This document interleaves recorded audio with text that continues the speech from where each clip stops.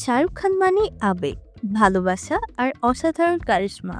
কিন্তু জানেন কি, একবার শুধুমাত্র শাহরুখ খানের সিনেমার কারণে মুম্বাই শহরে শত শত বিয়ে পিছিয়ে গিয়েছিল। কেন পিছিয়ে ছিল শত শত বিয়ে? ঘটনাটি ২০০১ সালের। পরিচালক সঞ্জয় লীলা বানসালির ব্লকবাস্টার সিনেমা দেবদাসের শুটিং চলছিল।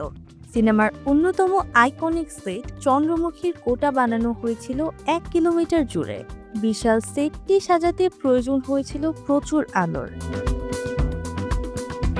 সিনেমার চিত্রগ্রাহক বিনোদ প্রধান জানান, চন্দ্রমুখীর কোটা আলোকিত করতে এত বেশি জেনারেটর ব্যবহার করা হয়েছিল যে মুম্বাই শহরের সব বিদ্যুৎ সরঞ্জাম প্রায় শেষ হয়ে গিয়েছিল, যে কারণে সমস্যায় পড়েন সেই সময়ের নববিবাহিত দম্পতি সহ তাদের পরিবার।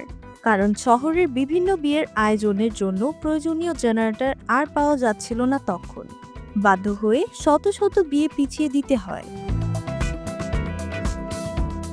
এমনই ছিল দেবদাসের প্রোডাকশন স্কেল।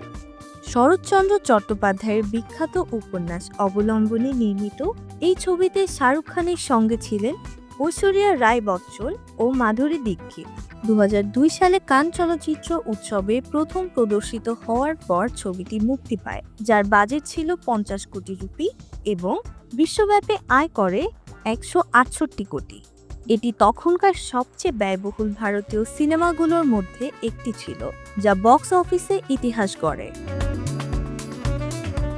শুধুমাত্র একটি সিনেমার জন্য গোটা শহরের বিদ্যুৎ ব্যবস্থা ধসে পড়া সত্যিই কিং খানের ম্যাজিক।